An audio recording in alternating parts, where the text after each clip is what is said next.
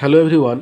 এখন আমি তোমাদের সঙ্গে পশ্চিমবঙ্গ মধ্যশিক্ষা পর্ষদ অনুমোদিত 2025 সালের যে টেস্ট পেপার, সেই টেস্ট পেপারের 218 নম্বর পেজে যে ভূগোল প্রশ্ন আছে, সেই প্রশ্নের প্রশ্ন ছোট থেকে বড় ম্যাপ পয়েন্টিং সবই আমি তোমাদের সঙ্গে আলোচনা করব।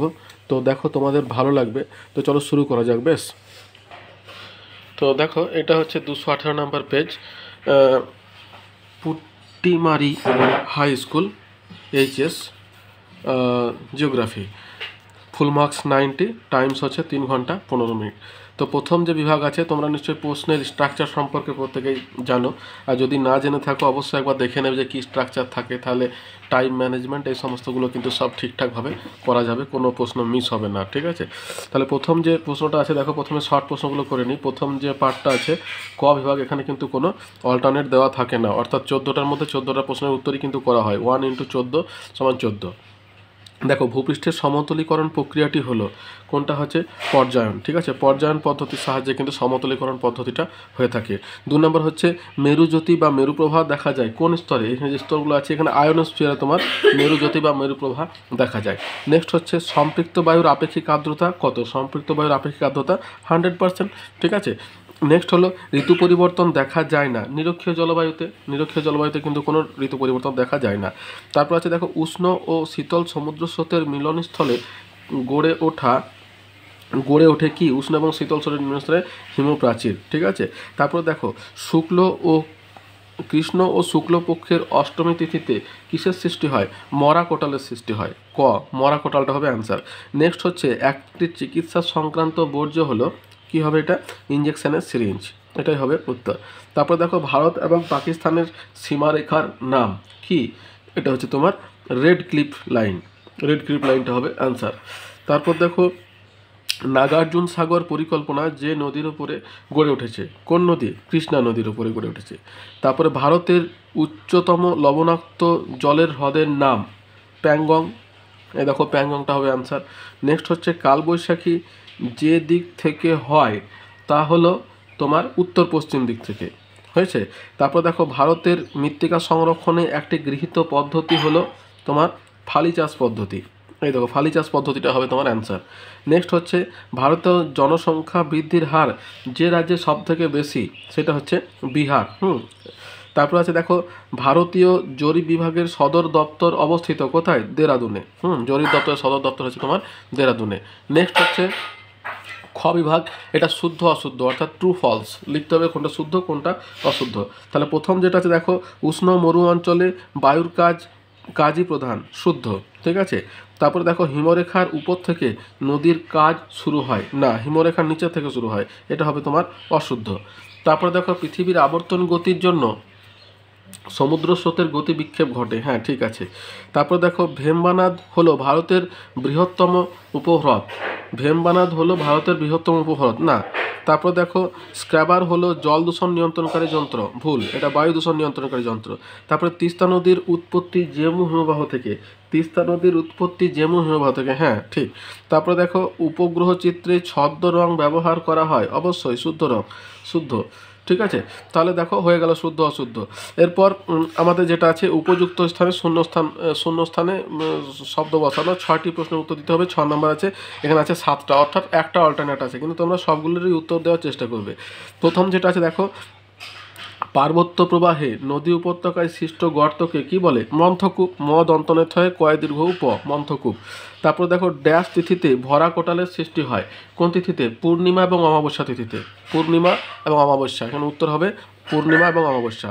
তারপর আছে দেখো, লাভবার্ডার স্রোতের জলের রং কি হয়, সবুজ। লাভবার্ডার স্রোতের জলের রং হচ্ছে সবুজ, দন্তস্ব বৈরস্য বর্গীজ।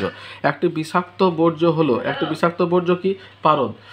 একটা বিষাক্ত বর্জ্য হলো পারদ, এখানে লিখবে পারদ। তারপরে দেখো, কুমায়ুন হিমালয়ে হিমবাহ সৃষ্ট হ্রদগুলিকে কি বলে, হিমবাহ সৃষ্ট হ্রদগুলিকে বলা হয় তাল, তয়াকার লতাল। নেক্সট হচ্ছে, ড্যাশকে ভারতের কমলালেবুর শহর বলে, নাগপুরকে বলা হয় তোমার ভারতের কমলালেবুর শহর। ড্যাশকে ভারতের সিলিকন ভ্যালি বলা হয়। সিলিকন ভ্যালি কাকে কাকে বলছে দেখো, আমাদের বেঙ্গালুরুকে। তাহলে বেঙ্গালুরুকে বলছে তোমার ভারতের সিলিকন ভ্যালি। এরপর দেখো একটি বা দুটি শব্দের উত্তর দাও। একটা আছে তোমার বায়ুমণ্ডলের আড়াআড়ি অবস্থিত অর্ধচন্দ্রাকার বালিয়াড়িগুলিকে কি বলে? বারখান। ঠিক আছে, এটা উত্তর হবে তোমার বারখান। অর্ধচন্দ্রাকার বালিয়াড়িকে বলছে বারখান। তারপর আছে ওজোন গ্যাসের ঘনত্ব কোন এককে মাপা হয়? এটা হচ্ছে তোমার ডবসন ইউনিটে। ঠিক আছে, উত্তর হবে তোমার ডবসন, ডব দন্তস্ব দন্তন্য। তারপরে দেখো ওজোন স্তরের বিনাশের জন্য দায়ী কোন গ্যাস? সিএফসি। সিএফসিটা হচ্ছে বেশি দায়ী। তারপর আছে কোন সড়ক পথের মাধ্যমে দিল্লি, মুম্বাই, চেন্নাই এবং কলকাতাকে যুক্ত করেছে? এটা হচ্ছে তোমার সোনালী চতুর্ভুজ। হ্যাঁ, সোনালী চতুর্ভুজের মাধ্যমে। তারপর নেক্সট হচ্ছে ভারতের সর্বাধিক জনবহুল রাজ্যটির নাম কি? উত্তরপ্রদেশ, সব থেকে বেশি জনবহুল। হ্যাঁ, তারপরে দেখো ভারতের কোন রাজ্য জোয়ার উৎপাদনে প্রথম স্থান অধিকার করে? মহারাষ্ট্র। মহারাষ্ট্র তোমার জোয়ার উৎপাদনে সব থেকে বেশি। তারপরে দেখো ভারতের সাক্ষরতার হার কত শতাংশ? 74.04, 74.04। তারপরে দেখো RF এর পুরো নাম কি? Representative fraction. REPRESENTATIVE fraction, FRACTION। ঠিক আছে, এবারে ডান বাম, অর্থাৎ ডান দিকের সঙ্গে বাম দিকে আমাদেরকে মিলাতে হবে। তাহলে প্রথমে কি আছে? সেন্সর। তাহলে সেন্সরটা কিসের সঙ্গে আছে? দূরসংবেদনের সঙ্গে। তাহলে এক তোমরা এখানে এক লিখতে পারো অথবা এরকম করে দাগ দিয়ে দিতে পারো। তারপর আছে দেখো সিরোজেম। সিরোজেমটা তোমার কিসের সঙ্গে যুক্ত আছে? রাজস্থানের সঙ্গে। সিরোজেম মৃত্তিকা কিন্তু এখানে দেখা যায়। তারপরে রেল ইঞ্জিন। রেল ইঞ্জিন হচ্ছে তোমার বারাণসী, অর্থাৎ এটা হচ্ছে তোমার 3 নাম্বার। আর ইসরো হচ্ছে তোমার মহাকাশ গবেষণা সংস্থা, এটা 4 নাম্বার হয়ে গেল। এরপরে দেখো আমাদের প্রশ্নের উত্তরগুলো বলতে হবে। প্রথম যেটা আছে সেটা হচ্ছে তোমার ষষ্ঠ ঘাতের সূত্র। তাহলে ষষ্ঠ ঘাতের সূত্র এটা হচ্ছে নদীর প্রবাহের যে গতি ক্ষমতা, অর্থাৎ তার বেগ যদি দ্বিগুণ হয় তাহলে ক্ষমতাটা যে 6 গুণ বেড়ে যায়, সেটি হচ্ছে তোমার ষষ্ঠ ঘাতের সূত্র। এই সূত্রতে কি বলছে? বলছে নদীর বহন ক্ষমতা যে সব অবস্থার উপরে নির্ভর করে সেগুলির মধ্যে নদীর গতিবেগ খুবই গুরুত্বপূর্ণ। কারণ কোনোভাবে নদীর গতিবেগ যদি দ্বিগুণ হয় তখন তার বহন ক্ষমতা 2 টু দি পাওয়ার 6 অর্থাৎ 64 গুণ বেড়ে যায়। এরই নাম হচ্ছে ষষ্ঠ ঘাতের সূত্র। বুঝতে পেরেছ? নেক্সট কি আছে দেখো। নেক্সট হচ্ছে গিরিখাত এবং ক্যানিয়নের মধ্যে পার্থক্য কী? তাহলে দেখো গিরিখাত এবং ক্যানিয়ন এই দুটোই কিন্তু তোমার হচ্ছে তোমার ওই নদী উপত্যকার অংশ, কিন্তু এই দুটোর মধ্যে যে গঠনগত ভাগ সেই দুটো কিন্তু মেন। একটা হচ্ছে ভি আকৃতির, একটা হচ্ছে আই আকৃতির। হ্যাঁ, একটা শুষ্ক অঞ্চল, একটা আচ্ছা দেখো গিরিখাত এবং ক্যানিয়ন এরকম করে দুদিকে লিখবে। গিরিখাত খুব গভীর এবং সংকীর্ণ হয়, এটা ভি আকৃতি বিশিষ্ট হয়। আর এটা ক্যানিয়ন অত্যন্ত সুগভীর এবং খুব সংকীর্ণ হয়, এটা ইংরেজি আই অক্ষরের মতন হয়। এর সৃষ্টি হয় নদীর উচ্চ গতিতে বৃষ্টিবহুল পার্বত্য অঞ্চলে, এটা কিন্তু হয় বৃষ্টিহীন শুষ্ক মরু অঞ্চলে। এবার হচ্ছে দেখো গিরিখাত তার পার্শ্ব ক্ষয় অপেক্ষা নিম্ন ক্ষয় বেশি হলেও বৃষ্টিবহুল অঞ্চলে সৃষ্ট হয় বলে নদীর দুই পাড়ের ক্ষয়ও কিছু কিছু চলতে থাকে এবং কিছু উপনদী এসে নদী খাতে মিলিত হয়। এর জন্য নদী খাত ভি আকৃতির হয়। উদাহরণ হচ্ছে ইচং গিরিখাত। আর ক্যানিয়ন হচ্ছে এইসব নদীতে যেগুলির উৎপত্তি প্রধানত তুষারগোলা জলে এবং প্রবাহিত হয় শুষ্ক বা মরু অঞ্চলের ওপর দিয়ে। সুতরাং এখানে বৃষ্টিপাতের অভাব, নদীর দুই পাড়ের ক্ষয় হয় না এবং নদী উপনদী এসেও মিলিত হয় না বলেই নদী খাত আয় আকৃতির হয়। উদাহরণ হচ্ছে কলোরাডো নদীর গ্র্যান্ড ক্যানিয়ন। ঠিক আছে, তাহলে এইগুলো হচ্ছে তোমার গিরিখাত ক্যানিয়ন। আর সব থেকে শেষে তোমাকে ছবিটা দিতে হবে, অর্থাৎ ভি আকৃতির নদী উপত্যকা এবং আয় আকৃতির নদী উপত্যকা, এই দুটো ছবি তোমাকে দুদিকে দিয়ে দিতে হবে। এটা তোমার পার্থক্যের মধ্যেই পড়বে। আচ্ছা, তাহলে আমাদের হয়ে গেল গিরিখাত ক্যানিয়ন। এরপরে বলছে ঘূর্ণবাতের চক্ষু। তাহলে দেখো ঘূর্ণবাতের চক্ষু যেটা আছে সেটা তোমার ওই ঘূর্ণবাত এবং প্রতিবহ ঘূর্ণবাত আকস্মিক বায়ু প্রবাহের যে অংশটা আছে সেইখান থেকে আসছে ঘূর্ণবাতের চক্ষু। এটা দেখায় তোমাদের। আর ছবিটাও ঘূর্ণবাতের চক্ষু কোনটাকে বলছে দেখো, ক্রান্তীয় ঘূর্ণবাতের কেন্দ্রকে ঘূর্ণবাতের চক্ষু বলে। বৈশিষ্ট্য কি? ঘূর্ণবাতের বাতাস, ঘূর্ণবাত চক্ষুকে কেন্দ্র করে ঘূর্ণবাতের বাতাস ঘুরতে থাকে। ব্যাস হচ্ছে চক্ষুর ব্যাস সাধারণত 30 থেকে 65 কিলোমিটার পর্যন্ত হলেও ঘূর্ণাকৃতি চক্ষুর ব্যাস 20 কিলোমিটার পর্যন্ত হয়। আবহাওয়া কীরকম? ঘূর্ণবাতের সর্বত্র ঝড় বৃষ্টি হলেও চক্ষু স্থানটি শান্ত এবং মেঘহীন থাকে। আর এই ছবিটা কীরকম হবে দেখো, এরকম করে একটা গাছের মতো স্তম্ভ আঁকবে এবং এরকম করে তোমার হাওয়াটা বাতাসটা কী হবে, এরকম করে ঘুরতে ঘুরতে ঘুরতে উপরে উঠে যাবে। এই চারিদিকে থাকছে তোমার হাই প্রেশার আর মাঝখানে থাকছে লো, এই কেন্দ্রে থাকছে তোমার লো প্রেশার। ঠিক আছে, এই যে জায়গাটা আছে এটা হচ্ছে তোমার ঘূর্ণবাতের চক্ষু। ঠিক আছে, এই যে মাঝের যে তোমার ফাঁকা অংশটা থাকছে এটা হচ্ছে ঘূর্ণবাতের চক্ষু। তাহলে হয়ে গেল। এরপরে বলছে শৈবাল সাগর কি? তাহলে শৈবাল সাগর তোমার এটা তোমার ওই সমুদ্র স্রোতের মধ্যে হবে শৈবাল সাগর। আমি তোমার দেখাই, এই দেখো শৈবাল সাগর কাকে বলে। বলছে সাধারণত মহাসাগরের মধ্যভাগে স্রোতহীন শৈবাল বা আগাছা ভরা শান্ত অংশকে শৈবাল সাগর বা সারগাসো সি বলে। এটা কোথায়? উদাহরণ হচ্ছে আটলান্টিক মহাসাগরে। আটলান্টিক মহাসাগরে তোমার পশ্চিমে উপসাগরের স্রোত এবং উত্তর আটলান্টিক স্রোত, পূর্ব ক্যানারি স্রোত এবং দক্ষিণে নিরক্ষীয় স্রোতের মধ্যবর্তী অংশে উত্তর আটলান্টিক মহাসাগরের একটি বিশালাকার আয়তন এলাকা জুড়ে একটি জলাবর্ত বা ঘূর্ণ স্রোতের সৃষ্টি হয়েছে। কয়েক হাজার বর্গ কিলোমিটার বিস্তৃত এই জলাবর্তের মধ্যাংশ স্রোতবিহীন, অর্থাৎ মাঝখানে জলের কোনো প্রবাহ থাকে না, ফলে ওই স্রোতবিহীন অংশে নানা রকমের আগাছা, শৈবাল এবং জলজ উদ্ভিদ জন্মায়। এই জন্য ওই অংশের নাম হচ্ছে শৈবাল সাগর। শৈবাল সাগর প্রশান্ত মহাসাগরও দেখা যায়। আর এই ছবিটা পারলে দিও, তাহলে তোমাদের সুবিধা হবে। ঠিক আছে, আচ্ছা নেক্সট কি আছে দেখো। শৈবাল সাগরের পর বলছে বর্জ্যের পুনর্নবীকরণ। তাহলে এটা ওয়েস্ট ম্যানেজমেন্টের একটা প্রসেস হচ্ছে বর্জ্যের পুনর্নবীকরণ, অর্থাৎ কোনো জিনিসকে আমরা ফেলে না দিয়ে যদি সেটাকে পুনরায় রিসাইকেল করা হয়, সেই জিনিসটাকে বলছে তোমার পুনর্নবীকরণ, পুনরায় সেটাকে নবীকরণ। দেখো এই যে আমাদের যে পুনর্নবীকরণ বলছে কি, এই পদ্ধতিতে বর্জ্য পদার্থ পরিশোধন ও প্রক্রিয়াকরণ করে পুনরায় ব্যবহারের উপযোগী বস্তুতে পরিণত করা হয়। যেমন জৈব আবর্জনাকে জৈব সারে পরিণত করে বাড়ির বাগানে ব্যবহার করা যায়, এবং বা পুরানো খবরের কাগজ থেকে কাগজের মণ্ড তৈরি হয় এবং ঠোঙা তৈরি করা হয়। এছাড়া উন্নত প্রযুক্তির ব্যবহারেও বর্জ্য ব্যবস্থাপনার ক্ষেত্রে বিশেষ সহায়ক হতে পারে। তাহলে এগুলো হচ্ছে তোমার বর্জ্য ব্যবস্থাপনা বা ওয়েস্ট ম্যানেজমেন্ট। তারপরে দেখো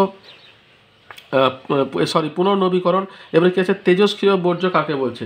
তাহলে তেজস্ক্রিয় বর্জ্যেরই একটা ভাগ, অর্থাৎ তেজস্ক্রিয় জাতীয় যে সমস্ত পদার্থগুলো আছে সেটিকে বলছে তোমার তেজস্ক্রিয় বর্জ্য। দেখো তেজস্ক্রিয় বর্জ্য কি বলছে, যেসব বর্জ্য পদার্থ তেজস্ক্রিয়তা নির্গত হয়, যেসব বর্জ্য পদার্থ থেকে তেজস্ক্রিয়তা নির্গত হয় সেই সব বর্জ্য পদার্থকে তেজস্ক্রিয় বর্জ্য বলে। এগুলি সর্বাধিক ক্ষতিকর বর্জ্যের অন্যতম। উদাহরণ কি আছে, পারমাণবিক বিদ্যুৎ উৎপাদন কেন্দ্র থেকে সৃষ্ট ছাই এবং ব্যবহৃত ভারী জল তেজস্ক্রিয় বর্জ্যের প্রকৃষ্ট উদাহরণ। একইভাবে ইউরেনিয়াম খনি, নিউক্লিয়ার রিঅ্যাক্টর, পারমাণবিক গবেষণা কেন্দ্র প্রভৃতি থেকেও তেজস্ক্রিয় বর্জ্য সৃষ্টি হয়। প্রসঙ্গত উল্লেখ্য, পারমাণবিক বোমার বিস্ফোরণ ঘটানো হলে বিপুল পরিমাণে তেজস্ক্রিয় বর্জ্য নির্গত হয়ে দ্রুত পরিবেশে ছড়িয়ে পড়ে। তাহলে এটা হলো তোমার তেজস্ক্রিয় বর্জ্য। তারপরে কি আছে, কারেওয়া কি। দেখো কারেওয়াটা হচ্ছে তোমার ওই হিমালয় পার্বত্য অঞ্চলের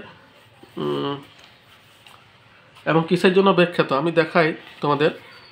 কারেওয়া এবং কিসের জন্য বিখ্যাত, দেখো কারেওয়া। ঠিক আছে, তা দেখো কাশ্মীর উপত্যকা অঞ্চলে চারিপাশে যে ধাপযুক্ত ভূমি আছে তাকে স্থানীয় ভাষায় কারেওয়া নামে ডাকা হয়। হ্যাঁ, তাহলে স্টেপ কাল্টিভেশনটা যে ভূমিটা আছে, স্টেপ জাতীয় যে ভূমি আছে সেটিকে কারেওয়া বলে ডাকা হয়। সৃষ্টির কারণ কি, এই ধাপযুক্ত ভূমি নদী এবং হিমবাহের ক্ষয়জাত পদার্থ সঞ্চিত হয়ে সৃষ্টি হয়েছে। কারেওয়া মধ্য দিয়ে ঝিলাম একটা বিস্তৃত নদী প্রবাহিত হয়েছে। কৃষির প্রভাব, কারেওয়া মাটিতে খুব ভালো জাফরান চাষ হয়। তাহলে দেখো এখানে কারেওয়াটা বুঝতে পারলে একটা তোমার ধাপ জাতীয় যে জমি কাশ্মীর উপত্যকা অঞ্চলে, সেই জমিকে বলছে কারেওয়া। আর কিসের জন্য বিখ্যাত, এটা হচ্ছে তোমার জাফরান চাষের জন্য এটা বিখ্যাত। জাফরান এক টাইপের মশলা যেটা বিরিয়ানি টিরিয়ানি এই সমস্ত ব্যবহার করা হয়। ঠিক আছে, কেন বিখ্যাত হয়ে গেল, তাহলে জাফরান চাষের জন্য বিখ্যাত। তারপরে দেখো সামাজিক বনসৃজন কাকে বলে। তাহলে সামাজিক বনসৃজনটা কি, সামাজিক বনসৃজন হচ্ছে সমাজের যে ফাঁকা জায়গাগুলো আছে সেই সমস্ত জায়গাতে বনসৃজন। বুঝতে পেরেছ, যেমন তোমার পঞ্চায়েত, স্কুল, পাঠশালা, লাইব্রেরি, এই সমস্ত যে ফাঁকা জায়গাগুলো থাকবে সেই সমস্ত জায়গাতে যখন জায়গাটাকে ফাঁকা না রেখে যদি সেখানে গাছ লাগানো হয় তখন সেটাকে তোমার সামাজিক বনসৃজন বলছে। সামাজিক বনসৃজনের উদ্দেশ্যগুলি কী কী আছে দেখো, আমি বলে দিই। বলছে দেশে বিভিন্ন ধরনের কাঠের উৎপাদন বাড়ানোর মধ্য দিয়ে অব্যবহৃত পরিত্যক্ত জমি পুনরুদ্ধার করে বনভূমি সৃষ্টির মাধ্যমে তা লাভজনক হয়। আর মিশ্র অরণ্য সৃষ্টির মাধ্যমে জ্বালানির যোগান বৃদ্ধি, পাশাপাশি মানুষ এবং বিভিন্ন জীবজন্তুর খাদ্যের যোগান বৃদ্ধি করা এবং পরোক্ষভাবে পরিবেশের সামগ্রিক ভারসাম্য রক্ষা করা। তাহলে এগুলো হচ্ছে তোমার সামাজিক বনসৃজনের তোমার উদ্দেশ্য। তারপর আছে জায়িদ শস্য। দেখো শস্যকে তিনটে ভাগে ভাগ করা হয়, একটা হচ্ছে রবি শস্য, একটা হচ্ছে খারিফ শস্য এবং একটা হচ্ছে জায়িদ শস্য। রবি শস্য হচ্ছে যেটা শীতে চাষ হয়, খারিফ শস্য যেটা তোমার বর্ষায় চাষ হয়, আর জায়িদ শস্য হচ্ছে সেটা হচ্ছে তোমার ওই গ্রীষ্মকালে অর্থাৎ খরার সময় যেটা চাষ হয়। বুঝতে পেরেছ, আমি দেখাই। জায়িদ শস্য বলছে ভারতের রবি খারিফ শস্য ঋতুর মধ্যবর্তী সময়ে যেসব শস্যের চাষ হয় সেই সব শস্যকে জায়িদ শস্য নামে পরিচিত। এইসব শস্য বসন্তকালে অর্থাৎ ফাল্গুন মাসে বোনা হয় এবং বর্ষার শুরুতে অর্থাৎ আষাঢ় মাসে তোলা হয়। কুমড়ো, তরমুজ, আউশ ধান, বাদাম, শসা, পটল প্রভৃতি হচ্ছে এই জাতীয় শস্য। ঠিক আছে, এবারে দেখো কি আছে, বলছে যে শিকড় আলগা শিল্প কি, অর্থাৎ ফুড লুজ ইন্ডাস্ট্রি। শিকড় আলগা শিল্প মানে তোমার এই শিল্পতে তোমার কাঁচামাল এবং উৎপাদিত দ্রব্য এই দুটোর মধ্যে কিন্তু ওজনের তফাৎ হয় না, যার জন্য এটা যে কোনো জায়গাতে স্থাপন করা হোক কোনো ক্ষয়ক্ষতির সম্ভাবনা নেই। ঠিক আছে, লাভজনক শিল্প, তো এই জন্য এটাকে বলছে তোমার শিকড় আলগা শিল্প। আমি দেখাই শিকড় আলগা শিল্প। এই দেখো, বিশুদ্ধ কাঁচামাল ভিত্তিক শিল্পকে শিকড় আলগা শিল্প বলে কেন, একই ব্যাপার। বলছে প্রকৃতি অনুসারে শিল্পের ব্যবহার কাঁচামালকে দুটি বিভাগে ভাগ করা যায়, বিশুদ্ধ কাঁচামাল এবং অবিশুদ্ধ কাঁচামাল। যখন এর মধ্যে নির্দিষ্ট ওজনের কাঁচামাল থেকে একই পরিমাণ পণ্য হয় তখন তাকে বিশুদ্ধ কাঁচামাল বলে। এখানে কাঁচামাল এবং উৎপাদিত পণ্যের ওজন অনুপাত 1:1। ব্যাখ্যা হচ্ছে 1 টন তুলো থেকে 1 টন সুতো, 1 টন সুতো থেকে 1 টন বস্ত্র উৎপাদিত হয়, অর্থাৎ তুলো, সুতো, বস্ত্র তিনটি ওজনই কিন্তু একই পরিবহন ব্যয়। যেহেতু এই কাঁচামালের ওজন এবং উৎপাদিত পণ্যের ওজন একই, তাই কারখানার কাঁচামাল আনা, কারখানা থেকে উৎপাদিত পণ্য বাজারে পাঠানো, পরিবহন ব্যয় একই হয়। তাই বিশুদ্ধ কাঁচামাল ভিত্তিক শিল্পগুলি কাঁচামালের উৎসের কাছে বা বাজারের কাছে বা অন্য কোনো সুবিধাজনক স্থানে গড়ে উঠতে পারে। এই জন্যই এগুলিকে শিকড় আলগা শিল্প বা ফুড লুজ ইন্ডাস্ট্রি বলা হয়। নেক্সট কি আছে দেখো, মিলিয়ন সিট। আচ্ছা দেখো, মিলিয়ন সিট হচ্ছে তোমার টোপোগ্রাফির একটা সিট, মানে একটা ভাগ হচ্ছে তোমার মিলিয়ন সিট। যে সিটগুলো টোপো সিট যেটা হয় তার মধ্যে একটা হচ্ছে তোমার মিলিয়ন সিট। এর একটা স্কেল আছে নির্দিষ্ট, যার জন্য একে মিলিয়ন সিট বলা হয়। মিলিয়ন স্কেল 1:1 মিলিয়ন সেই হিসাবে বলা হয়। দেখো এটাকে হচ্ছে মিলিয়ন সিট কী বলছে, বলছে ভূবৈচিত্র্য সূচক মানচিত্র সঠিকভাবে অঙ্কন তথা সমীক্ষার সুবিধার্থে ভারতীয় সর্বেক্ষণ বিভাগ বা সার্ভে অফ ইন্ডিয়া সমগ্র ভারতীয় উপমহাদেশকে প্রথম পর্যায়ে 4 ডিগ্রি এবং 4 ডিগ্রি দ্রাঘিমা, 4 ডিগ্রি অক্ষরেখা এবং 4 ডিগ্রি দ্রাঘিমা রেখার ভিত্তিতে 135টি গ্রিডে ভাগ করেছে।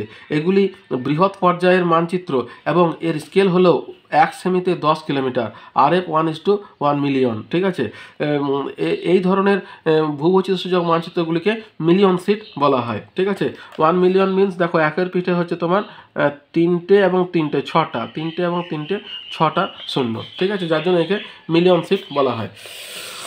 তাহলে এরপর আছে দূর সংবেদন কি। তাহলে দেখো দূর সংবেদন কি, কোনো জিনিসকে দূর থেকে সংবেদন করা, এটাকেই বলছে তোমার দূর সংবেদন।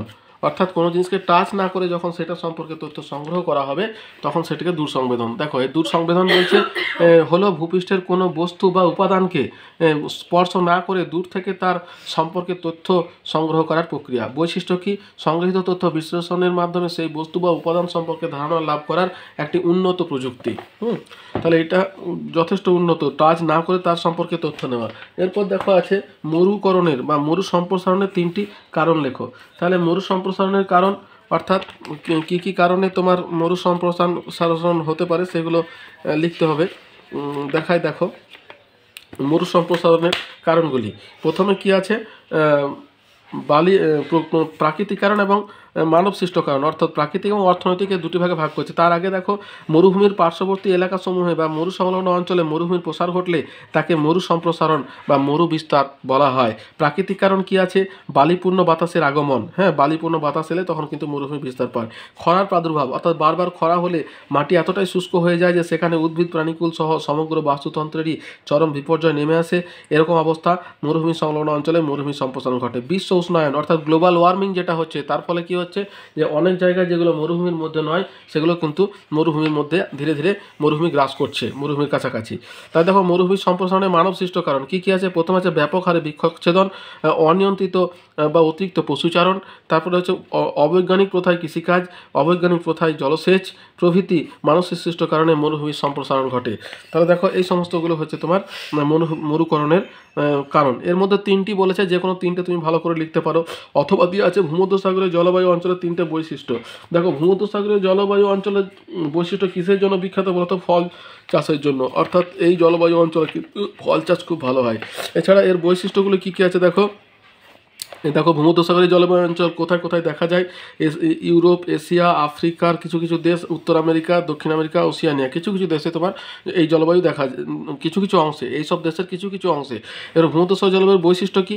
জলবায়ু হচ্ছে সারা বছর মাঝারি উষ্ণতা সমভাবাপন্ন জলবায়ু বিরাজ করে। উষ্ণতা কি? গ্রীষ্মকালে 20 ডিগ্রি সেলসিয়াস থেকে 27 ডিগ্রি সেলসিয়াস, শীতকালে 5 ডিগ্রি সেলসিয়াস থেকে 10 ডিগ্রি সেলসিয়াস, আর বার্ষিক উষ্ণতার প্রসার হচ্ছে 15 ডিগ্রি থেকে 17 ডিগ্রি সেলসিয়াস। অর্থাৎ বছরে ম্যাক্সিমাম আর মিনিমাম টেম্পারেচারের পার্থক্যটা থাকবে 15 থেকে 17 ডিগ্রি সেলসিয়াসের মধ্যে।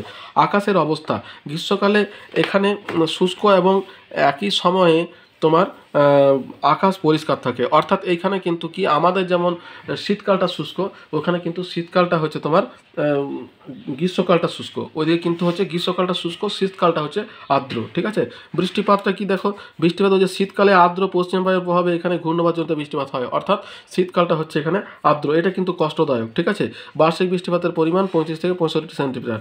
তুষারপাত বলছে শীতকালে কোনো কোনো স্থানে তুষারপাত হয়, একে তো ঠান্ডা তারপর আবার তুষারপাত। তাহলে দেখো এইগুলো হচ্ছে তোমার জলবায়ুর বৈশিষ্ট্য। মোট কথা আমি তোমাদের বলে রাখি, মৌসুমী জলবায়ুর অপোজিট সিচুয়েশন হচ্ছে ভূমধ্যসাগরীয় জলবায়ু। আচ্ছা, নেক্সট যেটা আছে বর্জ্য ব্যবস্থাপনায় 3R, অর্থাৎ রিসাইকেল, রিইউজ আর তোমার রিসাইকেল, রিফিউজ, রিইউজ। তোমার এখন বর্তমানে যেটা আছে সেটা কিন্তু তোমার আছে 4R। ঠিক আছে, কিন্তু এটা যেহেতু একটা পুরনো 3R, তাই এখানে 3Rই তোমাকে লিখতে হবে, কিন্তু বর্তমান ধারণা কিন্তু 4Rএর উপরে তোমার নির্ভরশীল, এটাকে কিন্তু 4R হিসাবেও তোমাদের আসতে পারে। আমি 3Rটা বলে দিই তোমাদের কি কি আছে। দেখো, বর্জ্য ব্যবস্থাপনার পদ্ধতি হিসাবে 3টে R, অর্থাৎ রিডিউস, রিইউজ এবং রিসাইকেল। ঠিক আছে, এই 3টে, অর্থাৎ রিডিউস মানে পরিমাণ হ্রাস, বর্জ্য যেটা তোমরা ব্যবহার করছো সেটাকে ব্যবহারের পরিমাণটা হ্রাস করতে হবে। রিইউজ মানে পুনরায় সেটাকে ব্যবহার করতে হবে। আর রিসাইকেল হচ্ছে তোমার, রিসাইকেল মানে হচ্ছে পুনর্নবীকরণ, অর্থাৎ কোনো জিনিসকে ব্যবহার করার পর সেটাকে ফেলে না দিয়ে সেটাকে পুনরায় কোনো রূপ দিয়ে সেটাকে ব্যবহার করা, বুঝতে পেরেছো? আর নতুন 4R হলে এখানে কিন্তু তোমার ওই রিফিউজ মানে পরিত্যাগ করা, এইটাকে কিন্তু তোমরা যোগ করতে পারবে যদি 4R আসে। ঠিক আছে, আচ্ছা চলো নেক্সট কি আছে, 3R হয়ে গেল। এবারে বর্জ্য ব্যবস্থাপনায় শিক্ষার্থীদের ভূমিকা। দেখো, এটা অনেক সময় তোমার বলতে পারে ক্লাস 10-এর ছাত্র হিসাবে তোমার কি ভূমিকা আছে। তাহলে এখানে দেখো শিক্ষার্থীদের ভূমিকা বলছে, শিক্ষার্থীরা বর্জ্য ব্যবস্থাপনায় কতগুলি পদক্ষেপ গ্রহণ করবে, যেমন বর্জ্য সম্পর্কে নিজে যেমন সচেতন হবে তেমনি অন্যদেরও সচেতন করবে। ঠিক আছে, তাহলে চ্যারিটি বিগিনস অ্যাট হোম, অর্থাৎ বাড়ি থেকে নিজেদের শিক্ষাটা কিন্তু নিজেকে আগে প্রথমে ঠিক করতে হবে, তারপর আমরা শেখাবো যে এরকম করে তোমাদের বর্জ্য ব্যবস্থাপনা করা যায়। নেক্সট হচ্ছে তোমার কি, বর্জ্য পদার্থের পরিমাণ কমানোর ব্যবস্থা করবে। ঠিক আছে, বর্জ্য পদার্থ যাতে পরিমাণটা, অর্থাৎ পরিবর্তিত দ্রব্য ব্যবহার করে, আমরা ধরো প্লাস্টিকের পরিবর্তে হয়তো কাগজের কিছু জিনিস ব্যবহার করলাম, চটের ব্যাগ ব্যবহার করলাম, এগুলো। তারপর হচ্ছে বাড়ি, বিদ্যালয়, রাস্তা প্রভৃতি স্থান এবং পার্শ্ববর্তী এলাকা পরিষ্কার পরিচ্ছন্ন রাখতে হবে। আর কি আছে, বর্জ্য পদার্থের ব্যবস্থাপনা সম্পর্কে অবগত হবে, অর্থাৎ সচেতনতাটা বৃদ্ধি করতে হবে। তাহলে এইগুলোই হচ্ছে তোমার শিক্ষার্থীদের করণীয় কাজ। এরপর কি আছে, ভারতের পশ্চিম বাহিনী নদীগুলির মোহনায় বদ্বীপ গড়ে ওঠেনি কেন। দেখো, পশ্চিম বাহিনী নদীগুলি বলতে তোমার নর্মদা, তাপ্তি, এই যে ছোট পশ্চিম বাহিনী নদীগুলো আছে, এই নদীগুলিতে তোমার বদ্বীপ তোমার গড়ে ওঠে না, অর্থাৎ এখানে কিন্তু অনুকূল পরিবেশটা নেই, তাই এখানে কিন্তু বদ্বীপ গড়ে ওঠে না। আর এই গড়ে ওঠার জন্য কি কি অনুকূল পরিবেশের প্রয়োজন হয় সেগুলো আমি তোমাদের সঙ্গে আলোচনা করি, সেগুলো নেই বলেই তোমার পশ্চিম উপকূলে বদ্বীপ গড়ে ওঠেনি। ঠিক আছে, কি নেই, অবক্ষেপণের হার কম। দেখো, এখানে বেশি আছে, ওটাতে কম হয়, তার জন্য কিন্তু এখানে তোমার নদী গড়ে ওঠেনি। সুদীর্ঘ নদী এবং উপনদী, অর্থাৎ নর্মদা, তাপ্তি, যে পশ্চিম বাহিনী নদীগুলো আছে এরা কিন্তু খুবই ছোট এবং এদের উপনদীর সংখ্যা কম, যার জন্য কিন্তু ওখানে বদ্বীপ গড়ে উঠছে না। নদীর স্রোত কম, তাহলে যখনই নদী ছোট হবে তখনই তোমার স্রোত কম হবে, যার জন্য তোমার বদ্বীপ গড়ে উঠছে না। সমুদ্রের ঢাল তোমার বেশি, এখানে দেখো কম হলে সৃষ্টি ওটা বেশি হবে, তাহলে সমুদ্রের ঢাল যদি বেশি হয় তাহলে কি হবে, ওইখানে তোমার নদী যথেষ্ট পরিমাণে পলি সঞ্চয় করতে না পারলে সেখানে বদ্বীপ গড়ে উঠবে না। জোয়ার ভাটার প্রকোপ যদি তোমার বেশি থাকে, অর্থাৎ যেখানে মিশছে ভারত মহাসাগরে সেখানে জোয়ার ভাটার প্রকোপ অত্যধিক বেশি, যার জন্য সেখানে বদ্বীপ গড়ে উঠছে না। বিপরীতমুখী বায়ু প্রবাহ নেই, আর আংশিক বেষ্টিত সমুদ্র, কিন্তু ওখানে কিন্তু আংশিক বেষ্টিত সমুদ্র নেই, পুরোটাই কিন্তু উন্মুক্ত। আর সমতল ভূমি, অর্থাৎ সমতল ভূমি যদি না থাকে তাহলে কিন্তু বদ্বীপ গড়ে উঠবে না। অর্থাৎ যে অনুকূল পরিবেশগুলো আছে তার প্রতিকূলতার জন্যই কিন্তু তোমার সেখানে বদ্বীপ গড়ে ওঠেনি। ভারতের পশ্চিম বাহিনী নদী নর্মদা এবং তাপ্তি, এই দুটোকে তোমরা উদাহরণ হিসাবে ধরে নিতে পারো। তারপর আছে তামিলনাড়ু উপকূলে বছরে 2বার বর্ষাকাল হয় কেন। তাহলে দেখো, তামিলনাড়ু উপকূলে বছরে দুবার বৃষ্টিপাত হয়, এটা তোমাদের ম্যাপ পয়েন্ট থেকেও তোমার বারবার আসে যে দুবার বৃষ্টিপাতযুক্ত অঞ্চল, তখন আমাদের তামিলনাড়ু উপকূলকে আমাদের দেখাতে হয় বা করমণ্ডল উপকূলকে। তো কেন হয় সেটা আমি তোমাদের সঙ্গে আলোচনা করি। দেখো, করমণ্ডল উপকূল তথা তামিলনাড়ুতে, হ্যাঁ দুটোই একই, করমণ্ডল উপকূল তথা তামিলনাড়ুতে বছরে দুবার বৃষ্টিপাত হয় কেন? দেখো বলছে করমণ্ডল উপকূল তথা তামিলনাড়ুর বিস্তীর্ণ অংশে বছরে দুবার বৃষ্টিপাত হয়। কারণ কি? দক্ষিণ পশ্চিম মৌসুমী বায়ুর প্রভাব। প্রথমবার জুন সেপ্টেম্বর মাসে দক্ষিণ পশ্চিম মৌসুমী বায়ুর প্রভাবে বর্ষাকালে তামিলনাড়ু উপকূলে বৃষ্টিপাত হয়, ঠিক আছে। আর প্রত্যাবর্তনকারী মৌসুমী বায়ু, বলছে দ্বিতীয়বার প্রত্যাবর্তনকারী মৌসুমী বায়ুর প্রভাবে শীতকালে তামিলনাড়ুর করমণ্ডল উপকূলে তোমার বৃষ্টিপাত হয়। কারণ প্রত্যাবর্তনকারী মৌসুমী বায়ু যখন বঙ্গোপসাগরের ওপর দিয়ে ফিরে যায় তখন প্রচুর পরিমাণে জলীয় বাষ্প শোষণ করে ও করমণ্ডল উপকূলে বৃষ্টিপাত ঘটায়। যেমন তামিলনাড়ুর থাঞ্জাভুর ও সংলগ্ন জেলায় জুন সেপ্টেম্বর মাসে 60 সেন্টিমিটার বৃষ্টিপাত হলেও অক্টোবর নভেম্বর মাসে 140 সেন্টিমিটার বৃষ্টিপাত হয়। তাহলে এটাই কারণ হয়েছে। তারপরে দেখো কি আছে, তাহলে একটা জিনিস মনে রাখো, যেটাই তামিলনাড়ু উপকূল সেটাই করমণ্ডল উপকূল। বেশ, তাহলে দুবার হয়ে গেল। এরপরে দেখো কি আছে, উপগ্রহ চিত্রের প্রধান বৈশিষ্ট্যগুলি উল্লেখ করো। দেখো আমরা যে উপগ্রহ চিত্র ব্যবহার করি, এই উপগ্রহ চিত্রের কিন্তু কতগুলো বৈশিষ্ট্য আছে। হ্যাঁ, এখানে কি কি পাওয়া যায়, কি কি তথ্য আমাদের থাকে এই সমস্ত বিষয়ে, হ্যাঁ আমি তোমাদের সঙ্গে আলোচনা করছি যে কি কি বৈশিষ্ট্য মোটামুটি আমরা দেখতে পাই উপগ্রহ চিত্রের মধ্যে। তো তোমরা সেগুলো লিপিবদ্ধ করবে। দেখো কি কি বৈশিষ্ট্য হচ্ছে, প্রথম হচ্ছে দূর সংবেদন ব্যবস্থা, অর্থাৎ দূর থেকে কিন্তু এটাকে সংবেদন করে এই মানচিত্র প্রস্তুত করা হয়। এটা কিন্তু সরাসরি বস্তুর সংস্পর্শে আসে না। উন্নত প্রযুক্তি, এটি একটি অত্যাধুনিক প্রযুক্তি। হ্যাঁ, তারপর স্কেল, অর্থাৎ নির্দিষ্ট স্কেলে কিন্তু এটা তোমার আঁকা হয়। আর অক্ষাংশ দ্রাঘিমাংশের তথ্য ওখানে লিপিবদ্ধ থাকে, সময় তারিখ ইত্যাদি ওখানে তোমার লিপিবদ্ধ থাকে। সঠিক তথ্য, অর্থাৎ পৃথিবী পৃষ্ঠ এবং বায়ুমণ্ডলের নানা তথ্য সঠিকভাবে পাওয়া যায়। ছবি তোলার সময় দিনের বেলায় সূর্যালোকের উপর নির্ভর করে বস্তুর তড়িৎচুম্বকীয় বিকিরণকে কাজে লাগিয়ে ছবি তোলা হয়। আর রাতের বেলায় র্যাডারের সাহায্যে ছবি তোলা হয়। অর্থাৎ সেখানে যে সেন্সার আছে, অ্যাক্টিভ এবং প্যাসিভ সেন্সার, যখন যেটা প্রয়োজন তখন সেটাকে ইউজ করে ছবি তোলা হয়। অন্যান্য হচ্ছে এছাড়া উপগ্রহ চিত্রের সাহায্যে দ্রুত চিত্র গ্রহণ করা, দুর্গম অঞ্চলে জরিপ করা এবং আবহাওয়ার পূর্বাভাস পাওয়া সম্ভব হয়। তাহলে এগুলো হচ্ছে তোমার উপগ্রহ চিত্রের বৈশিষ্ট্য। এরপর আছে দেখো বৈচিত্র্য সূচক মানচিত্রের গুরুত্ব। দেখো ভূবৈচিত্র্য সূচক মানচিত্রই কিন্তু একমাত্র উপায় ছিল যখন স্যাটেলাইট ইমেজ আসেনি, ঠিক আছে। আর যদি প্রথম যদি স্যাটেলাইট ইমেজ চলে আসতো তাহলে হয়তো ভূবৈচিত্র্য সূচক মানচিত্রটা আর আমাদেরকে দেখতে হতো না, ঠিক আছে। কিন্তু দেখো দুটোরই গুরুত্ব আছে। আমাদের যখন কোনো একটা কাজ করা হয় তোমার, তখন কিন্তু দুটোকেই সুপার ইম্পোজ করেই কিন্তু সেই কাজকে আমরা করতে পারি। অর্থাৎ তাহলে ভূবৈচিত্র্য সূচক মানচিত্রের বৈশিষ্ট্যগুলি কী কী আছে দেখো। প্রথম যেটা আছে সেটা হচ্ছে সুনির্দিষ্ট অঞ্চল, অর্থাৎ ভূবৈচিত্র্য সূচক মানচিত্রের কতগুলো নির্দিষ্ট স্কেল অনুযায়ী আঁকা হয়, যেমন 1:1 মিলিয়ন, 1:250,000 এরকম প্রভৃতি। সূচক সংখ্যা, প্রতিটি ভূবৈচিত্র্য সূচক মানচিত্রের নির্দিষ্ট একটি সূচক সংখ্যা থাকে, যেমন 72A, 73M, 78M, 77K/2 প্রভৃতি, ঠিক আছে। প্রস্তুত এবং প্রকাশনা, এই মানচিত্রগুলি ভারতের জিওলজিক্যাল সার্ভে অফ ইন্ডিয়া তৈরি করে ও প্রকাশ করে। প্রতীক চিহ্ন, এই মানচিত্রের প্রাকৃতিক এবং সাংস্কৃতিক বিষয়গুলিকে নির্দিষ্ট প্রতীক চিহ্ন এবং রঙের সাহায্যে আঁকা হয়, ঠিক আছে।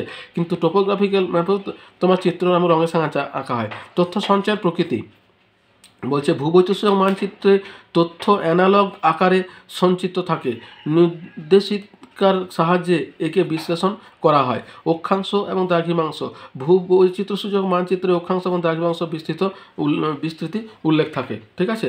তাহলে এবার দেখো হয়ে গেল ভূবৈচিত্র্য মানচিত্রের বৈশিষ্ট্য। এবার আমাদের চলে আসছি ইয় বিভাগে, ঠিক আছে। এখানে দেখো সব কিছু তোমার দুটো প্রশ্নের উত্তর দিতে হবে, 4টে করে দেওয়া আছে, ঠিক আছে। সবগুলো ডবল ডবল আছে। তাতে প্রথমে যে প্রশ্নটা আছে, নদীর ক্ষয়কার্যের ফলে গঠিত ভূমিরূপ চিত্র সহ আলোচনা করো। দেখো বেশিরভাগ পেজেই কিন্তু তোমার ওই ইয়েটা এসেছে, কি বলে, হিমবাহটা এসেছে। এইখানে কিন্তু তোমার নদীটাকে দিয়েছে, বুঝতে পেরেছো। তবে তোমাদের কিন্তু হিমবাহটাই বেশি গুরুত্বপূর্ণ। তা দেখো বলেছে নদীর ক্ষয়কার্যের ফলে গঠিত ভূমিরূপ চিত্রসহ আলোচনা করো। তাহলে অনেকগুলি ভূমিরূপ আছে নদীর ক্ষয়কার্যের ফলে। তবে প্রথম যেটা আছে সেটা হচ্ছে আয় আকৃতির উপত্যকা। নদীর কিন্তু পার্বত্য গতিতে ক্ষয়কাজ সম্পন্ন করে। আয় আকৃতির উপত্যকা অর্থাৎ ক্যানিয়ন আবার গিরিখাতের পার্থক্য তোমার অনেক সময় আসে। তাহলে আয় আকৃতির উপত্যকাটা তোমার কি হয়, শুষ্ক অঞ্চলে হয়ে থাকে এবং ক্ষয়ের ফলে ক্যানিয়ন আয়াকৃতির ভূমিকা গ্রহণ করে। আর যেটা আর্দ্র অঞ্চলে হবে তখন সেটা তোমার ভি আকৃতির হয়, একে বলছে গিরিখাত। ঠিক আছে, তারপর দেখো জলপ্রপাত, অর্থাৎ উঁচু জায়গা থেকে পার্বত্য অঞ্চলে যখন নদী নিচে আছড়ে পড়ে তখন সেটাকে বলছে জলপ্রপাত। এই দেখো জলপ্রপাতের চিত্র, এইটা হবে তোমার জলপ্রপাতের চিত্র। হ্যাঁ, তারপরে কি আছে প্রপাত কূপ। তাহলে জলপ্রপাতের নিচে যদি কোনো কোমল শিলা থাকে সেটা তাড়াতাড়ি ক্ষয় হয়ে গিয়ে যে কূপের সৃষ্টি করছে সেটাকে প্রপাত কূপ বা প্লাঞ্জ পুল বলা হয়। ঠিক আছে, তারপর হচ্ছে মন্থকূপ। মন্থকূপ কোনটাকে বলছে উচ্চগতি বা পার্বত্য প্রবাহে নদীর প্রবল স্রোতের সঙ্গে বাহিত নুড়ি বালি কাদা পাথর ঘুরতে ঘুরতে নিচের দিকে অগ্রসর হয়। এর ফলে পরিবাহিত নুড়ি প্রস্তরখণ্ডের দ্বারা ঘর্ষণজনিত ক্ষয়ের কারণে নদী খাতে কূপের মতো অনেক গর্তের সৃষ্টি হয়। এগুলিকে বলা হয় মন্থকূপ বা পট হোলস। ঠিক আছে, তারপর আছে শৃঙ্খলিত শৈলশিরা। শৃঙ্খলিত শৈলশিরা মানে নদী যে এঁকে বেঁকে প্রবাহিত হচ্ছে, এটা হচ্ছে শৃঙ্খলিত শৈলশিরা। বলছে পার্বত্য অঞ্চলে কঠিন শিলা গঠিত শৈলশিরা সমূহ নদীর গতিপথে অনেক সময় এমন বাধা সৃষ্টি করে যে সেই বাধা এড়াতে নদীর শৈলশিরাগুলি পাদদেশ ক্ষয় করে এঁকে মেঁকে প্রবাহিত হয়। তখন পরপর অবস্থিত শৈলশিরাগুলিকে দূর থেকে শৃঙ্খলিত আবদ্ধ দেখায়, ফলে দূর থেকে দেখলে মনে হয় ওই শৈলশিরাগুলি মধ্যে অদৃশ্য হয়ে গেছে। এই শৈলশিরাগুলিকে শৃঙ্খলিত শৈলশিরা বলা হয়। দেখো এটা হচ্ছে শৃঙ্খলিত শৈলশিরা, এই যে এইরকম যে আঁকা বাঁকা থাকলে সেটা হচ্ছে শৃঙ্খলিত শৈলশিরা। এই ছবিটাকে দিতে পারো। আর তাহলে এইগুলো হচ্ছে তোমার মানে তোমার ভূমিরূপের এই কয়েকটা ভূমিরূপ, অর্থাৎ 6টা। ঠিক আছে, আমি তোমাদের বারবার বলবো যখনই ভূমিরূপ সম্পর্কে লিখবে তখন সংজ্ঞা, এক কথাতে সংজ্ঞা, ছোট ছোট কয়েকটা বৈশিষ্ট্য আর ছবি অবশ্যই দেবে। হ্যাঁ, আর পারো তো উদাহরণটা দিয়ে দিও। হ্যাঁ, এত বেশি বেশি লেখার দরকার নেই, কম করে লেখো কিন্তু তথ্যপূর্ণ করো, তাহলে কিন্তু তোমার নাম্বারটা বেশি ক্যারি করবে। তাহলে এটা হয়ে গেল নদীর ক্ষয়কার্যের ফলে ভূমিরূপ। এরপর দেখো উষ্ণতার তারতম্যের ভিত্তিতে বায়ুমণ্ডলের স্তর বিন্যাস। তাহলে এটা তো আমরা উষ্ণতার ভিত্তিতে জানি যে 6টা ভাগে ভাগ করা যায়, troposphere, stratosphere, mesosphere, thermosphere, exosphere এবং ম্যাগনেটোস্ফিয়ার। তাহলে এই তোমার উষ্ণতার ভিত্তিতে তোমাদের শ্রেণীভাগটা করতে হবে। এখানে কিন্তু দুটো প্রশ্ন একসঙ্গে দিয়েছে, টপোস্ফিয়ার এবং স্ট্র্যাটোস্ফিয়ারের বিবরণ। অর্থাৎ তোমরা ছবিটা আঁকবে স্তর বিন্যাস কটা ভাগে ভাগ করা হয়, যেমন ধরো এখানে যে 6টা নাম আমি যে বললাম সবগুলোই দেওয়া আছে, troposphere, stratosphere, mesosphere, thermosphere, exosphere, magnetosphere. এখানে দেখো সব ছবি দেওয়া আছে, কত কিলোমিটার পর্যন্ত বিস্তৃত। যেমন টপোস্ফিয়ার 12, তারপরে স্ট্র্যাটোস্ফিয়ার তোমার হচ্ছে 50, আর টপোস্ফিয়ারের শেষটাকে বলছে টপোপজ, স্ট্র্যাটোস্ফিয়ারের শেষটাকে বলছে স্ট্র্যাটোপজ, তারপরে মেসোপজ, হ্যাঁ 80 কিলোমিটার। তারপরে এখানে থার্মোস্ফিয়ার 600 কিলোমিটার, তারপরে 15,000 এটা তোমার কিলোমিটার, এবং 10,000 কিলোমিটার। এখানে কিন্তু স্কেলটা ব্রেক করে দেওয়া হয়েছে। ঠিক আছে, এই জন্য এখানে কিন্তু দাগ দেওয়া আছে, এবং তাপমাত্রাটা এরকম করে তোমার বাড়তে শুরু করছে। তো এইগুলো তোমার আঁকতে হবে। আর নিচে তাপমাত্রাটা দেওয়া আছে, এইদিকে হচ্ছে +100, এদিকে হচ্ছে -100। আর এইখানে তোমার বিশেষ বৈশিষ্ট্যগুলো দেওয়া আছে, যেমন ওজোনোস্ফিয়ার বলা হয় স্ট্র্যাটোস্ফিয়ারকে, তাহলে থার্মোস্ফিয়ারকে আয়নোস্ফিয়ার বলা হয় বা আণবিক নাইট্রোজেন স্টেশন বলা হয়। এখানে বিশেষ এগুলো দেওয়া আছে, বিশেষ ভাগগুলো দেওয়া আছে, তোমরা সবটাই করবে। আর দুটো যে কোনো স্তর, যেমন এখানে তোমার ট্রপোস্ফিয়ার, স্ট্র্যাটোস্ফিয়ার, যে কোনো নয়, ট্রপোস্ফিয়ার, স্ট্র্যাটোস্ফিয়ারকে তোমাকে বর্ণনা করতে হবে। তো সেখানে তোমরা বলবে প্রথমেই যে কত কিলোমিটার পর্যন্ত বিস্তৃত, তারপর তোমার উষ্ণতা কত কিলোমিটার, অর্থাৎ ট্রপোস্ফিয়ারে তোমার উচ্চতা বৃদ্ধির সঙ্গে সঙ্গে তাপমাত্রা 6.4 ডিগ্রি সেলসিয়াস হারে প্রতি কিলোমিটারে কমতে থাকে। হয়েছে, শেষে এটা -55 ডিগ্রি সেলসিয়াসে পৌঁছায়। ভর কি, আবহাওয়ার যে সমস্ত গোলযোগ হয়, উষ্ণতা, বৃষ্টিপাত, এগুলো সবই কিন্তু টপোস্ফিয়ারে হয়ে থাকে। শেষ স্তরকে টপোপজ বলে। হ্যাঁ, ঠিক একই রকম স্ট্র্যাটোস্ফিয়ারের বৈশিষ্ট্যগুলো তোমরা লিখবে যে এটা তোমার 12 থেকে 50 কিলোমিটার উচ্চতা পর্যন্ত বিস্তৃত। ওজোনোস্ফিয়ার এখানে দেখা যায়, মুক্ত মেঘ এখানে দেখা যায়, বিমান চলাচল এই স্তরে করে, উষ্ণতা হচ্ছে তোমার 0 ডিগ্রি সেলসিয়াসে পৌঁছায়। আর শেষ যেখানে মিলছে এটাকে বলছে স্ট্র্যাটোপজ। ঠিক আছে, তাহলে এটা গেল তোমার 2 নম্বর। তা হচ্ছে পৃথিবীর বিভিন্ন স্থানের উষ্ণতার তারতম্যের কারণগুলি কী কী। দেখো আমরা জানি যে উষ্ণতার তারতম্যের কিন্তু অনেকগুলো ক্রাইটেরিয়া আছে, বিভিন্ন কারণে তোমার উষ্ণতার তারতম্য তোমার আমাদের হয়ে থাকে, এবং সেগুলো তোমাদের এখানে লিখতে হবে। কী কী আছে আমি তোমাদের দেখাই। দেখো এই যে উষ্ণতার তারতম্যের প্রথম যেটা কারণ সেটা হচ্ছে অক্ষাংশ, অর্থাৎ নিরক্ষীয় অঞ্চলে সব থেকে বেশি সূর্যালোক পড়ে, তারপর থেকে কমতে কমতে মেরু অঞ্চলে সব থেকে কম পড়ে। ঠিক আছে, এবং এই ছবিটা তোমাদেরকে দিতে হবে। তারপরে কী আছে উচ্চতা। উচ্চতা মানে ট্রপোস্ফিয়ারে তো প্রতি কিলোমিটারে 6.4 ডিগ্রি সেলসিয়াস হারে তাপমাত্রা কমছে, যার জন্য উচ্চতা বৃদ্ধির সঙ্গে সঙ্গে তোমার তাপমাত্রাটা কমতে থাকে। তারপরে কী আছে স্থলভাগ, জলভাগের বন্টন। তাহলে দেখো স্থলভাগের কাছে যে সমস্ত স্থান আছে সেখানে জলবায়ু সমভাবাপন্ন, এবং জলভাগের কাছে যেগুলো আছে সেগুলো সমভাবাপন্ন, আর যেগুলো ল্যান্ডলকড অর্থাৎ চারিদিকে শুধু স্থলভাগ, সে সমস্ত জায়গাতে চরমভাবাপন্ন প্রকৃতির জলবায়ু দেখা যায়। আর ভূমির ঢাল কি? ভূমির ঢাল হচ্ছে, দেখো যদি কোনো ভূমির ঢাল পূর্বমুখী হয় তখন কি হয়, 12টা পর্যন্ত সূর্যালোক পায়। আর পশ্চিমমুখী হলে 12টার পর থেকে সারাদিন সূর্যালোক পাবে। তাহলে পশ্চিমমুখী ভূমির ঢাল হলে কি হবে, সেখানে কিন্তু গরমটা সব থেকে বেশি হয়। তার কারণ সব থেকে বেশি তাপমাত্রা দুপুরের পর থেকে কিন্তু সূর্য দিতে থাকে, যার জন্য ভূমি ঢাল তোমার তাপমাত্রার উপর প্রভাব ফেলে। তারপর হচ্ছে বায়ু প্রবাহ। তাহলে দেখো যদি কোনো স্থানে যদি বায়ু প্রবাহ তাপ বহন করে, তাই কোনো অঞ্চলের উপর দিয়ে যদি উষ্ণবায়ু প্রবাহিত হয় তার তাপমাত্রা বেড়ে যায় এবং শীতল বায়ু প্রবাহে তোমার কমে যায়। এই তো হলো ব্যাপার। তারপর হচ্ছে মেঘাচ্ছন্নতা এবং অধঃক্ষেপণ। তাহলে মেঘাচ্ছন্নতা যদি হয় তাহলে তোমার উষ্ণ হয়, অর্থাৎ তাপটা বেরিয়ে যেতে পারে না। আর অধঃক্ষেপণ মানে বৃষ্টিপাত যদি হয় তাহলে তাপমাত্রাটা কম হয়। এরপর দেখো এছাড়াও তোমার সমুদ্র স্রোত, স্বাভাবিক উদ্ভিদ, অর্থাৎ সমুদ্র স্রোত যদি উষ্ণ হয় তোমার জলবায়ু উষ্ণ হবে, শীতল হলে শীতল হবে। আর স্বাভাবিক উদ্ভিদ যদি আমরা বেশি করে কেটে ফেলি তাহলে গরম বাড়বে, বিশ্ব উষ্ণায়ন বাড়বে। এই তো ব্যাপার। আর মৃত্তিকা, অর্থাৎ দেখো মৃত্তিকা রঙের উপরে কিন্তু তোমার উষ্ণতাটা নির্ভর করে। মৃত্তিকা যদি কালো হয় তখন সেক্ষেত্রে কি হয়, ওরা সূর্যতাপ বেশি শোষণ করে এবং গরম হয়। হ্যাঁ, তাহলে এরপর দেখো নগরায়ন এবং শিল্পায়ন। এগুলো তুমি বাড়ি ঘর, কলকারখানার নির্গত গ্রিন হাউস গ্যাসের পরিমাণ, এই সমস্ত কারণে কিন্তু উষ্ণতার তারতম্য হয়ে থাকে। ঠিক আছে, তারপরে কি আছে দেখো জোয়ার ভাটা সৃষ্টির কারণ।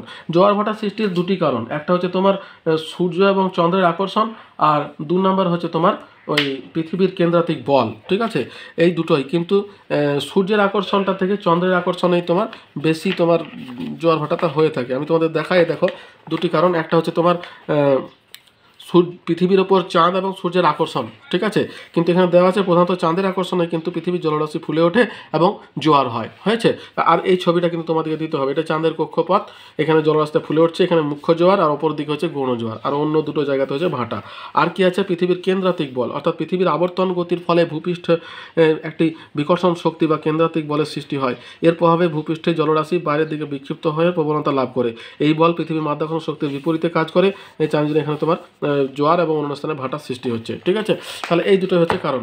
এরপরে কি আছে, ভারতের পাঁচের 2 নম্বর অংশটা, এখানে তোমাকে দুটো দিতে হবে, যে ভারতের পূর্ব উপকূল এবং পশ্চিম উপকূলের মধ্যে পার্থক্য। তাহলে আমাদের যে উপকূল ভাগগুলো আছে সেখানে পূর্ব উপকূলের সঙ্গে পশ্চিম উপকূলের কি পার্থক্য আছে দেখায়। তাহলে পশ্চিম উপকূলটা পশ্চিম দিকে, অর্থাৎ সে কিন্তু পিছিয়ে আছে, বুঝতে পেরেছো।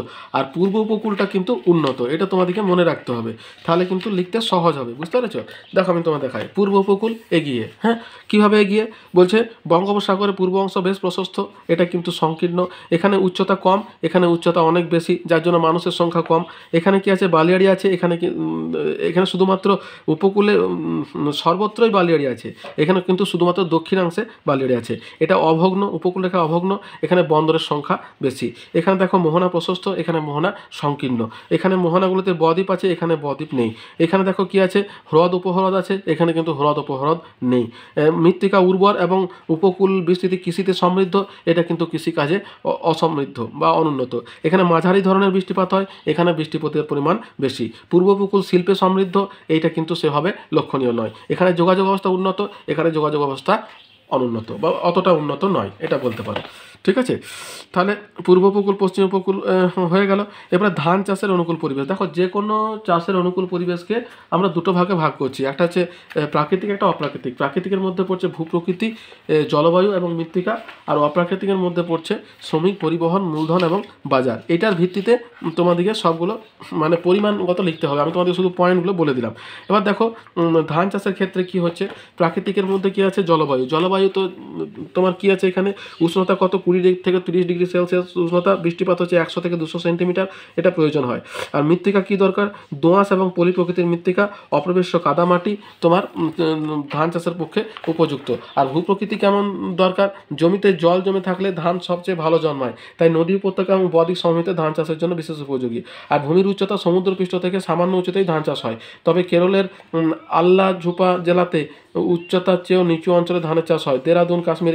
আচ্ছা, অর্থনৈতিক পরিবেশের মধ্যে কি আছে, প্রথমে আছে শ্রমিক। তাহলে দেখো তোমার জমি কর্ষণ করা, আগাছা পরিষ্কার করা, চারা লাগানো, শস্য ঝাড়াই প্রভৃতি কাজের জন্য প্রচুর সুলভ দক্ষ শ্রমিকের প্রয়োজন হয়।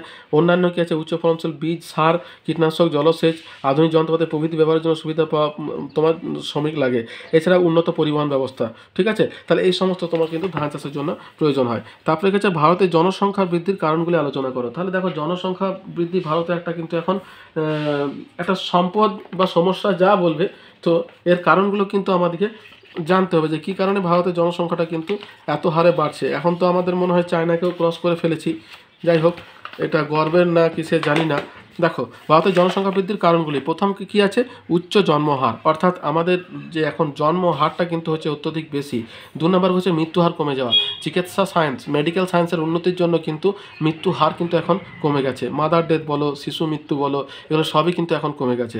তারপর হচ্ছে অর্থনৈতিক কারণ কি, কৃষিতে কৃষিভিত্তিক অর্থনৈতিক ব্যবস্থা, অর্থাৎ যেহেতু আমাদের এগ্রিকালচার বেস অর্থনীতি, যদি ঘরে সন্তান বেশি হয় তাহলে কী হবে, কাজের লোক বেশি হবে, তাহলে সেক্ষেত্রে তোমার লেবারের সমস্যাটা মিটবে, এটার জন্য কিন্তু তোমার জনসংখ্যাটা বাড়ছে। দারিদ্র, তাহলে দরিদ্র মানুষের কি হয়, একটা ধারণা থাকে বেশিরভাগ মানুষ দরিদ্র, এবং দরিদ্রতা নিবারণের উপায় হলো সন্তান সংখ্যা বৃদ্ধি। অর্থাৎ এগুলোর মধ্যে কেউ কর্মঠ হবে, কেউ বুদ্ধিমান হবে, কেউ তোমার অন্য কিছু হবে। তো এইসবের জন্য কিন্তু জনসংখ্যাটা বাড়ছে। সামাজিক কারণ কি, দেখো সামাজিক কারণ হচ্ছে পুত্র সন্তানের আকাঙ্ক্ষা, এটা যেমন একটা জিনিস, আবার অনেক ক্ষেত্রে কিন্তু ধার্মিক কারণটাও একটা ব্যাপার, যে এটা করলে খারাপ, ওইটা করলে খারাপ। যাই হোক, এবার যে বিপুল সংখ্যায় শরণার্থীর আগমন, তাহলে দেখো দেশভাগের পরবর্তী কাল থেকে যে পার্শ্ববর্তী যে দেশগুলো আছে, সে তুমি বাংলাদেশ বলো, পাকিস্তান বলো, মায়ানমার বলো, এই সমস্ত জায়গা থেকে কিন্তু শরণার্থীরা বা কোনো রকম নিয়ম না মানলে তা কিন্তু অনুপ্রবেশ করছে। এটা কিন্তু একটা সমস্যা, যেটা পশ্চিমবঙ্গের ক্ষেত্রে খুবই প্রকট। তারপর হচ্ছে জীবনযাত্রার মানোন্নয়ন এবং বিজ্ঞান প্রযুক্তিবিদ্যার উন্নতি। ঠিক আছে, তাহলে এগুলো হচ্ছে তোমার জনসংখ্যা বৃদ্ধির কারণ।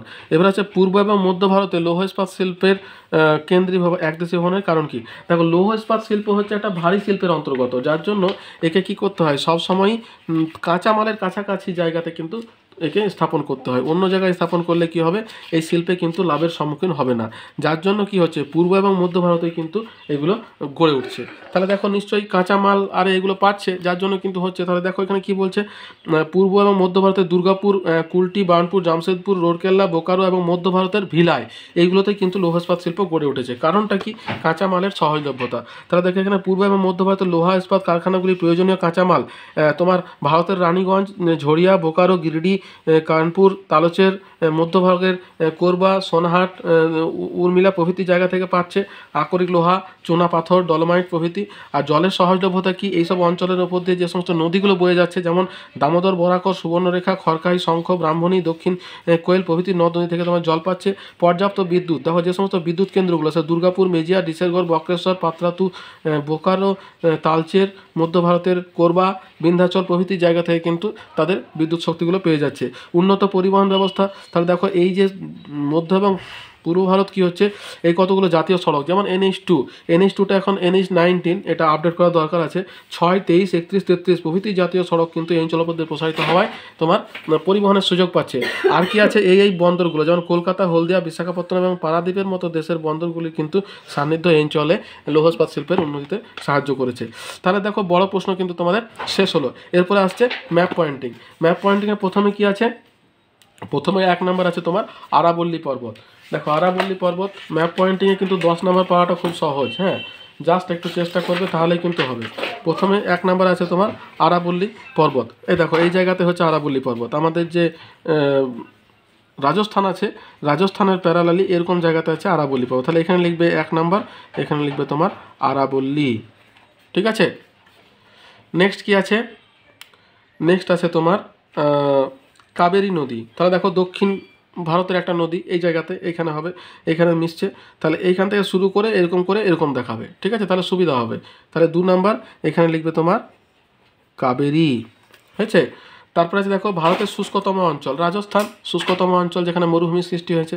তাহলে এই জায়গাটা এরকম করে তোমার দাগ দিয়ে এখানে তোমার শেডিং করে এখানে লিখবে রাজস্থান। রাজস্থান ভারতের শুষ্কতম অঞ্চল, ভারতের শুষ্কতম অঞ্চল। আর এখানে নাম্বারটা কত নাম্বার আছে, শুষ্কতম অঞ্চল 3 নাম্বার। তাহলে এখানে তোমরা 3 নাম্বারটা লিখে দেবে, তাহলে কিন্তু হলো। ঠিক আছে, নেক্সট কি আছে, একটি বৃষ্টিচ্ছায় অঞ্চল শিলং। এই যে মেঘালয়ের এই জায়গাতে আছে শিলং, বৃষ্টিচ্ছায় অঞ্চল, এখানে লিখবে বৃষ্টিচ্ছায় অঞ্চল। বৃষ্টিচ্ছায় অঞ্চল এখানে তোমার কত নাম্বার, এটা 4 নাম্বার। তাহলে এখানে তোমার 4 লিখে দেবে, তাহলেই হয়ে গেল। তারপর কি আছে, ভারতের ম্যানগ্রোভ অরণ্য। ভারতের ম্যানগ্রোভ অরণ্য, এখানে সুন্দরবন আছে, পশ্চিমবঙ্গের দক্ষিণ অংশে অবস্থিত সুন্দরবন। তাহলে সুন্দরবন ম্যানগ্রোভ অরণ্য, এখানে লিখবে ম্যানগ্রোভ অরণ্য। কত নাম্বার যেন ম্যানগ্রোভ অরণ্য আছে, 5 নাম্বার। তাহলে এখানে 5 লিখে দেবে। তাহলেই হবে। তারপরে কি আছে, দক্ষিণ ভারতের কফি উৎপাদক অঞ্চল, কর্ণাটক কেরালার অঞ্চলগুলো। এই দেখো এই জায়গাটা, এইখানটা তোমার ঘিরে দিয়ে এইখানটা শেডিং করে দেবে, নিয়ে লিখে দেবে এখানে দক্ষিণ ভারতের কফি উৎপাদক অঞ্চল। দক্ষিণ ভারতের কফি উৎপাদক অঞ্চল কত নাম্বার জানো? কফি উৎপাদক অঞ্চলটা আছে 6 নাম্বার, এখানে তোমার 6 নাম্বার হয়েছে। তারপরে কি আছে, কচ্ছের রণ। দেখো এই জায়গাটাতে হয়েছে কচ্ছের রণ, এই যে এইখানে যে তোমার জলটা আছে এটাকে বলছে কচ্ছের রণ। কত নাম্বার ভুলে যাচ্ছি, নাম্বারটা 7 নাম্বার, তাহলে এখানে লিখবে 7, এটা হচ্ছে কচ্ছের রণ। তারপর কি আছে, ভারতের বৃহত্তম বিমানবন্দর, ওই ইন্দিরা গান্ধী আন্তর্জাতিক বিমানবন্দর। দেখো এইখানে এই জায়গাটা দিল্লিতে অবস্থিত, হ্যাঁ, ইন্দিরা গান্ধী ইন্টারন্যাশনাল এয়ারপোর্ট, ঠিক আছে। এটা তোমার কত নাম্বার, ভারতের বৃহত্তম বিমানবন্দর 8 নাম্বার, তাহলে এইখানে লিখবে 8, ঠিক আছে। এটা লিখতে পারো নিউ দিল্লি, হলো। তারপরে কি আছে, ভারতের সর্বনিম্ন জনসংখ্যাযুক্ত রাজ্য সিকিম। এই দেখো এইখানে ভুটান এবং নেপালের মাঝের একটা তোমার রাজ্য, এই জায়গাটা এইটুকু অংশের মধ্যে এইখানটা আছে তোমার সিকিম, তাহলে এখানে লিখবে সিকিম। ভারতের সর্বনিম্ন জনসংখ্যাযুক্ত রাজ্য কত নাম্বারে আছে, 9 নাম্বারে, তাহলে এখানে লিখবে 9, আছে। আর সবশেষে আছে পূর্ব ভারতের একটি মহানগর কলকাতা, এখানে তোমার এই যে আমরা জানি এই জায়গাতে কলকাতা, তাহলে এটা তোমার লিখবে পূর্ব ভারতের মহানগর কলকাতা 10 নাম্বার, ঠিক আছে। তাহলে দেখো ম্যাপ পয়েন্টিংটা কিন্তু হয়ে গেল। তোমরা মোটামুটি ম্যাপ পয়েন্টিংগুলো টেস্ট পেপারে যতগুলো আছে সবগুলো যদি আমি যেগুলো করেছি এগুলো যদি দেখে রাখো, তাহলে এর মধ্যে থেকেই তোমরা অবশ্যই 100% পাবে, ঠিক আছে। তাহলে এতটাই। দেখো যদি আমার ভিডিওটা তোমাদের ভালো লেগে থাকে তাহলে আমার ভিডিওটাকে একটু লাইক করো, পারলে বন্ধুদের সঙ্গে একটু শেয়ার করো, আর যদি সাবস্ক্রাইব করে রাখো তাহলে কি হবে, যখনই আমি কোনো ভিডিও দেব তখনই কিন্তু তোমাদের কাছে নোটিফিকেশান যাবে এবং তোমরা দেখতে পাবে, ঠিক আছে। আর যদি কোনো সমস্যা থাকে, যদি কোনো প্রশ্ন থাকে তাহলে আমাকে কমেন্ট বক্সে কমেন্ট করো, আমি চেষ্টা করব তোমাদের প্রশ্নের উত্তর দেওয়ার, ঠিক আছে। এতটা পর্যন্তই, তাহলে দেখা হচ্ছে পরের ভিডিওতে। ভালো থেকো, সুস্থ থেকো, ধন্যবাদ।